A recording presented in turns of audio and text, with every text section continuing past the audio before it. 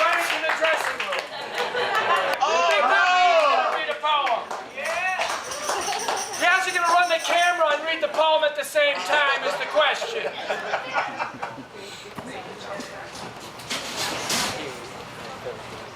Look at these. do a Set it up. bunch, do a bunch. Welcome up, Big Poppy. Oh, what a treat.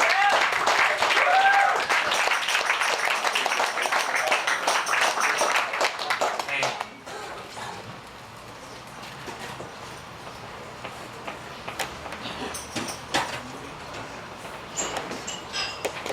See how professional the poets are? They move everything around, clear the space.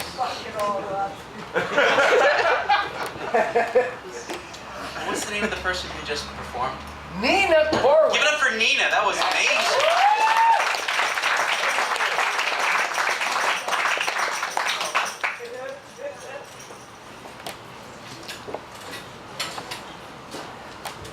Edmund loved sad songs. He collected them, like some people collect stamps. He had Japanese pop tunes that made his heart ache. Mississippi blues riffs that caused tears to burst from his eyes. Pakistani folk songs he could not begin to understand that made him bury his face in his pillow at night just thinking of them. And he wondered how the sound of a bow drawn across the strings of a violin could conjure within him the forlorn thoughts of lost loves and dashed hopes. How breath blown over an oboe's reeds could bring him to his knees and weep. And he wondered what those sounds had in common with the distant longing sound of train whistles, the mournful wail of wolves howling, the wind in the tops of willow trees. Edmund felt if he could isolate the roots in all of these sad sounds, he might be able to arrange the notes into a single chord, the playing of which would connect all the sad songs ever sung and all the sad sounds ever heard and bring forth an unstoppable human tide of glorious and well-earned tears. And one day, after much labor, he found it. And he organized a performance in a grand hall.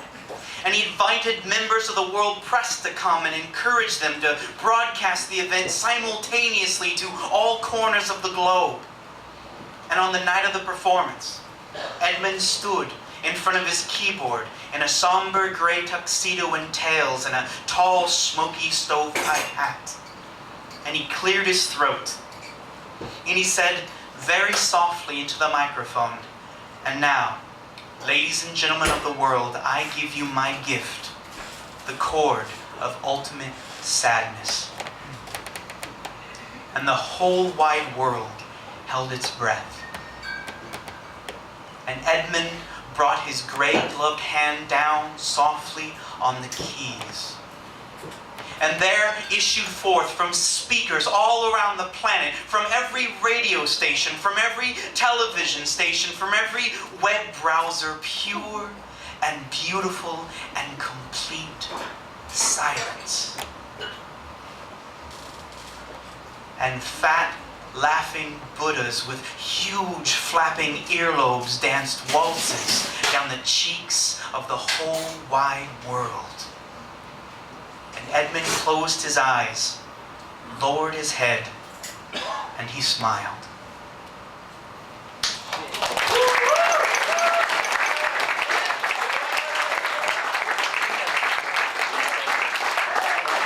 Okay. So, like Erin said, my tour partner, we're on tour. We've been on tour for 2.5 months, and we have until almost Christmas. And wow, gosh, it's really good to be here at the Green Mill. So, here's a poem. It's a little confection. It's a sweet little thing. Maybe it'll leave a good taste in your mouth after it's done. It's about the space that I'm in right now. Like, everything is so sexualized in this country. Everything is just dripping with sex. Sex sells. Woo! Everything. Yeah, I just get so tired of it. Like, I yearn for a time where it wasn't so all about sex. You could just walk up to somebody and say, hey, without it being like, hey. You know, I could be like, I'm sad and lonely on tour and I just want to talk. It wouldn't be like, hey. You know that time where you could just be driven to the mall theater with your mom and your 10-year-old friend that you had in the 6th grade, and you're sitting there in the dark and your fingers like touch and it's like, no! And then you're like, you know, the music, you know, and then it's like, oh yeah, and she's like, yeah, that's right. You're like, it's on. And your little 10-year-old heart is like, oh. Like, I yearn for when like a pinky hug in the dark would be like a home run, you know? So, I wrote a piece about it. It's called Falling in Like. All the girls go, aww. Okay, all the guys. Yeah. Falling in Like. You make me feel goofy. Goofy like I blush when someone mentions your name. Goofy like I have a bazillion things I want to tell you when you're not around, but face to face I just stare at my toe making circles on the ground like I'm all thumbs and no place to put them. Like I just want to write you a note that says, do you like me? Yes, no, or maybe. Whatever random cool I've been able to harness leaps from my grasp when you enter the room and I feel old school. And by that I mean grade school, like back in the day when the space between wanting to touch someone's hand and actually touching it could hold lifetimes of passionate yearning. Cute girl in the front row. I don't want to make out with you. I want to make a fort with you in the living room, right in the middle with all the sheets and all the blankets and every chair in the whole house. A soft labyrinth scented with fabric softener and hot chocolate with marshmallows. Laying on our tummies in the avocado shag carpeting and eating golden grams right from the box. We'd be the best spellers in all the 6th grade spelling bee, and we'd spend our recesses in the library, quizzing each other over dueling dictionaries and encyclopedias and having cutthroat Scrabble wars. And you would always accuse me of cheating, but I still swear that ishkabibble is a real word. And if you got the chicken pox, I would ride my bike across town on a Saturday and climb in through your bedroom window to hang out with you while your parents were shopping so that I could get chicken pox too. Then we could both stay home from school and talk on the phone all day long and watch game shows and Twilight Zone reruns together and take breaks only for dinner and the bathroom until it was bedtime. And we whispered into the phone under the covers in the dark until we got really sleepy. And I would say, "Are you asleep?" And you would say, yes. And a little while later I would ask, are you still awake? And you wouldn't say anything. And I would just lie there, listening to the sound of your breathing.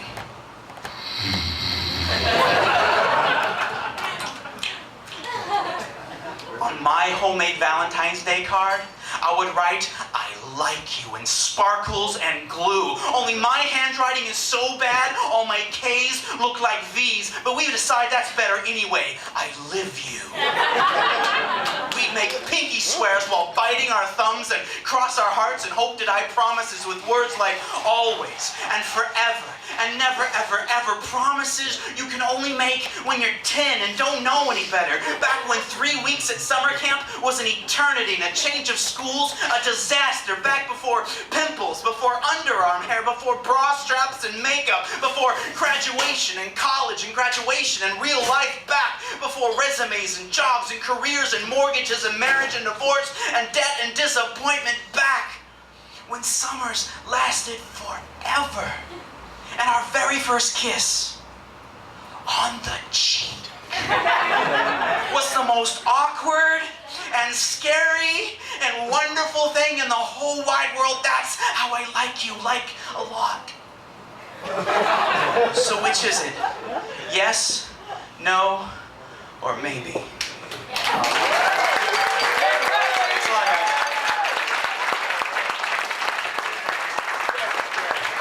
Big Papa E and Erin there. We're going to take a little break and we'll be back with a second set with Chuck and a couple other surprises. Have a piano player with you? No, Go back to drinking. Drink. Maybe we'll challenge the piano player, the Greek classical piano player, at the end of the show to get up with the New Orleans people and see if you can keep up with that, man. come on up here, Erin.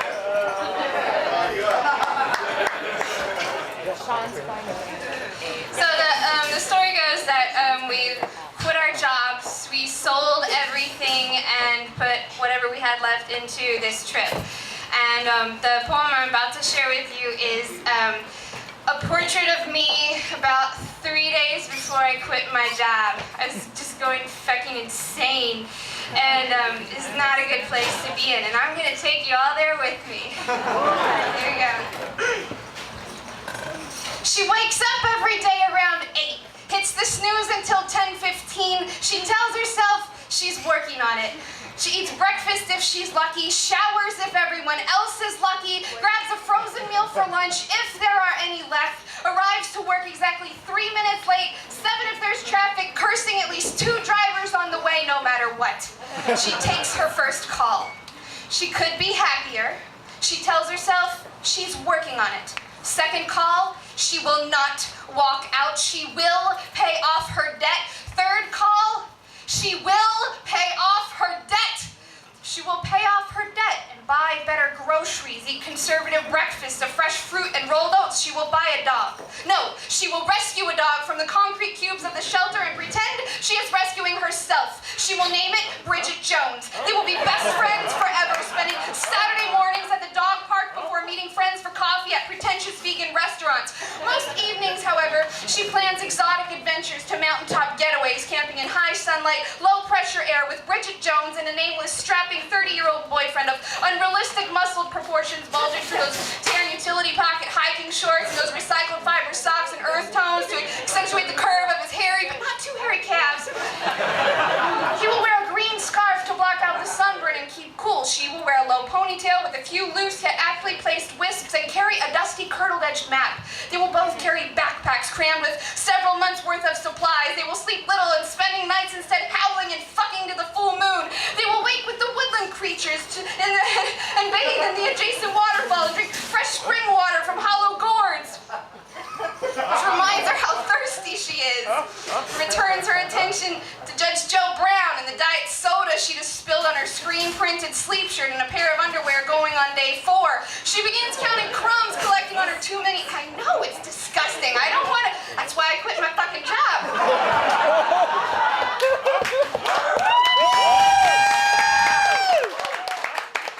It's true, it's true. It's true, with some poetic license. She begins counting crumbs collecting on her too many pillows couch as she sucks down another sheath of Pringles sour cream powder halfway up her forearm. Sometimes her arm gets stuck and she really hates that.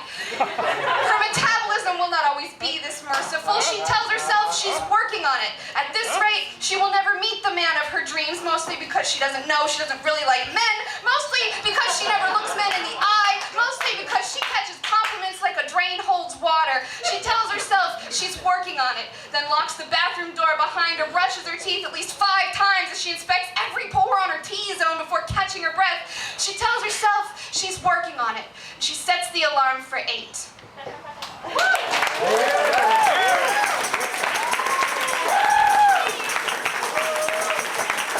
We like their vibrant quotes and stuff. What we've been doing, folks, is we've been building up this suspense. Eternity to hear from the great Papa E. So this isn't part of the competition. This is just your chance to play at being judges. So come on up here, Big Papa E again for you. Yeah!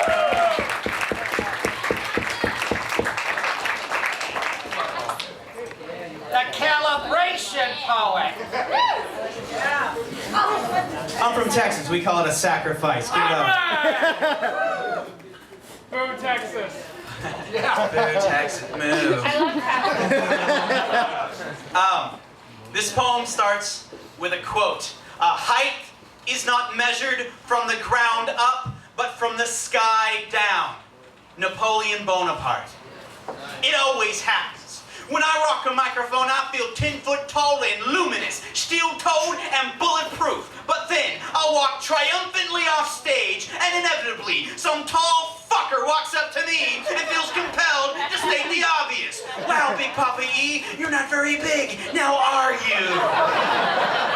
Well, allow me to fashion a witty retort. Fuck all y'all tall motherfuckers, short people,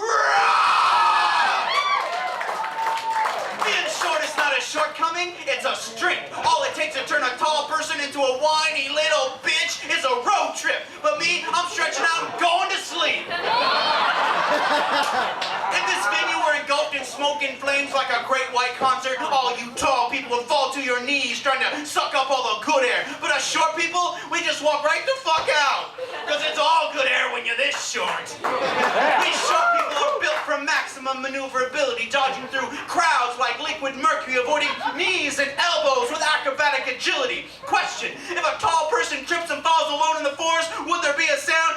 Answer, fuck yeah, there'd be a sound. But I'm already so low to the ground that falling is like laying my head on a pillow. And I never bump my head on anything. If I bump my head on something, that shit's too fucking low. And don't talk to me about reaching stuff, oh hell no. That's why the good ornamented chairs and tall people. Yo, Michael Jordan, give me that tuna can off the top shelf now, bitch. And yes, the rumors are true. Us short guys do indeed have small penises. That is, if you think a throbbing purple Eiffel Tower of flesh is small. Tall people are up to no good. All the truly innovative thinkers of the modern age have been short. Einstein, 5'3". Gandhi, 5'2". Tori Amos, 5'1". Shigeru Miyamoto, the creative genius behind Donkey Kong and Super Mario Brothers, 4'9", bitches! Now, I don't want you to think that I'm drinking haterade. That's not what I'm all about, you know, it's all love, you know. Fuck tall people! Fuck tall motherfuckers who stand in front of you at concerts and movies! Fuck tall people who take up the whole damn bed like they own it! Fuck tetherball! I fucking hate tetherball! Whoever invented tetherball is a fucking jackass! And fuck basketball too! The only good thing about basketball is that the NBA has corralled those who shall be shot first. Oh yes, the revolution is indeed coming, and when the revolution will not be supersized, it will be minimized. And when the short people of this world unite and rise up, you might not be able to tell right away. But when steel-toed, boot-shaped bruises appear on long-ass shins that rolled over, you will know that me, Gary Coleman, that kid from Webster, and Mini-Me, and the Oompa Loompas, and fucking Prince have finally had enough of your shit and begun taking over the world one step stool at a time. Represent!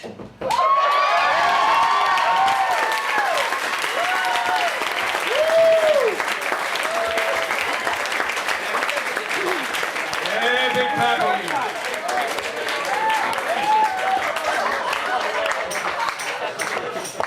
Now we're going to hear the long and short of it from the judges. Oh, snap! You know, it takes a lot to get a reaction like that from the audience. See the scores, Judge.